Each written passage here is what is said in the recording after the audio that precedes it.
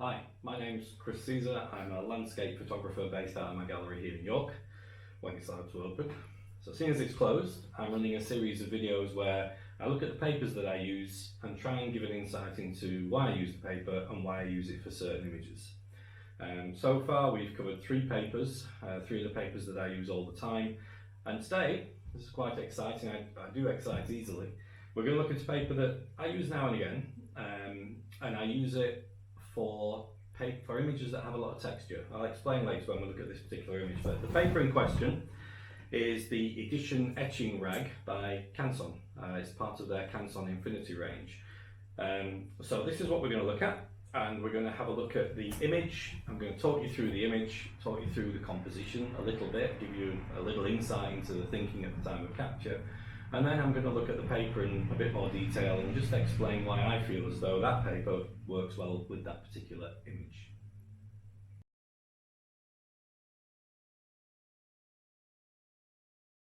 Okay, so let's have a look at this composition first of all, try and explain a little bit about the thought process that went into it.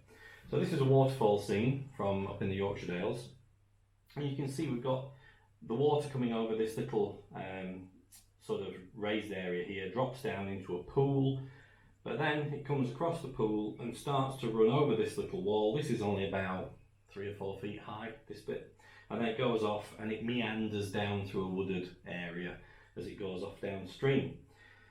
So the thing I liked about this image, normally I'll start composing an image and I sort of I look at the things that are in front of me and try and see how I can use those things within the image. So in this image, I would have spotted the waterfall, these areas of colour here with the leaves. I would have spotted this old decaying tree trunk, which is obviously part of the area as it develops, as it evolves, things fall over and become part of the landscape really, in a different way. And this area here, these lovely sort of pincer-like rocks that seem to grab the image. So once I've figured out what it is I want to put in the picture, then I start to move around, move the camera, change lenses, zoom at different levels to try and get things where I want them. So the key to this is this flow that starts off up here and it brings the eye neatly through to this area where this part seems to span out, bringing all of these elements in the bottom into consideration as the viewer looks at the picture. Obviously care had to be taken where to finish the pictures, top and bottom. I didn't want this to be too tight at the top. I wanted to give some space to where the picture actually starts, so I didn't want to cramp that area. And also this area where the water is ending, I've tried to make sure that that's within the picture, which then allows it to bring in these other elements in this bottom section. So that's a little bit about the composition. It's got a nice flow, it's got some nice light, some nice colours. So let's have a little look about in more detail at the paper that I've used. Okay, so let's have a closer look at the paper and I'll try and explain why I chose this paper for this particular image. Chatting about the paper first, it's a smooth matte paper, it's 100% cotton, therefore it's archival. All of the Canson Infinity fine art range are what we call museum grade, which means they have no optical brighteners, which means there's nothing in there that can cause discoloration over time. So they're extremely archival papers, the finest that you can buy, and combined with the modern inks, they really do give results that last up to 200 years. So it's a beautiful 100% cotton paper and it's matte. And the difference between this and the rag photographique that we looked at the other day, the rag photographique is a kind of an ultra smooth matte paper. This one is very smooth, but it does have a slight texture. So it's not like, if you've seen those papers that are kind of like, they have sort of raised patches on them, very small, but raised patches, so almost like a watercolour paper, I think of them. So this isn't like that. This is more like, if you imagine a burrito type paper on the shiny side that's got a very, very fine speckle, and then remove the shine, that's what this is like. So it's also, just chatting about its characteristics a bit more, it's an extremely high white paper. It's got quite a bright white content. So this can be useful where, for example, you've got areas like this where we've got sort of white water, so it will show those a little bit whiter, a little bit cooler than maybe one of the warmer papers. So rag photographique is slightly warmer than this, so these areas would have a slight warmth to them, whereas with this paper it's quite a cool white.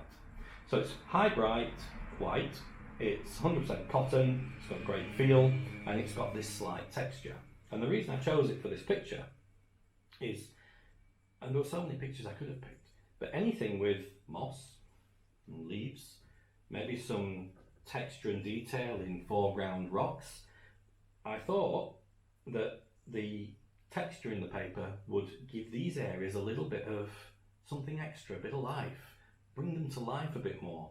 So the leaves, apart from being rendered beautifully crisp and sharp because of the high level of detail that this paper can produce, they also have a slight texture going on, but it's only slight.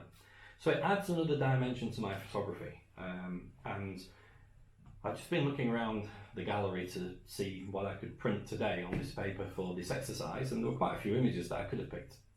There were pictures with bluebells in fields, there were pictures of fields, there were pictures with rocks in the foreground, there were pictures in Scotland. There's a beautiful picture in the other room with we made at Renwick one dawn of a famous waterfall with a mountain in the background. But the mountain had the light on it, and it's really, really sort of detailed. And in the foreground we've got all the rocks, the water tumbling, and it would have been another fantastic picture for this paper. So although I tend to use a smooth cotton rag, this paper does give me an extra option if I want to present things maybe in a slightly different way. But the overall look of this is photographic. It's not changing it, it's not making it like a watercolour.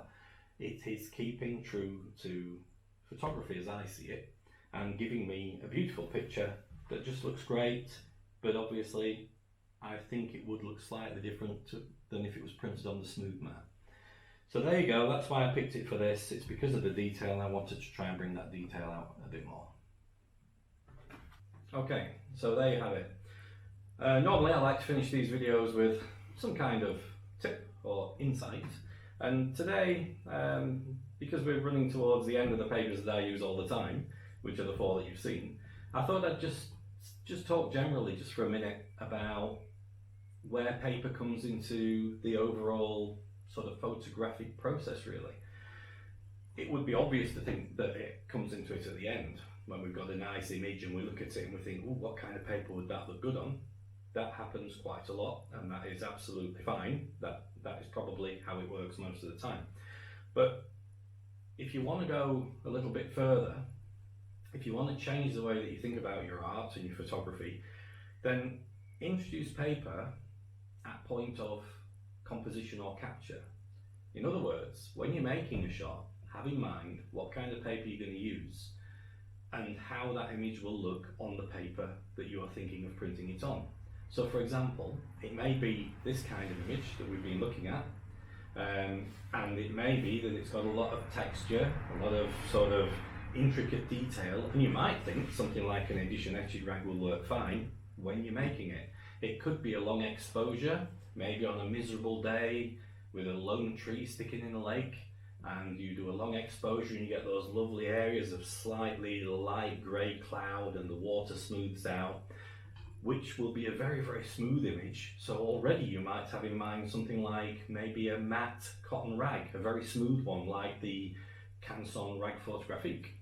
It could be that you're shooting a shot, maybe a cityscape, maybe something with buildings in that you're going to convert to black and white. There might be some harsh light coming in somewhere that's going to create great contrast, and that might work with something that has a high DMAX. So already you might be thinking about putting it on something like the Barita Prestige, which will really show those blacks off.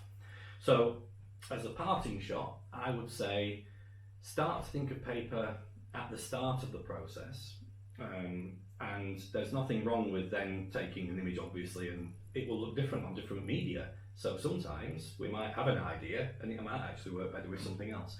But if you do start to include it as part of the photographic process, I think it would definitely change the way that you interact with the landscape that's in front of you at the time of capture. And maybe it will change the way that you make that picture and make you aware of other techniques like long exposure, or maybe shots where we blur out backgrounds. That can also work on nice smooth cotton rag papers.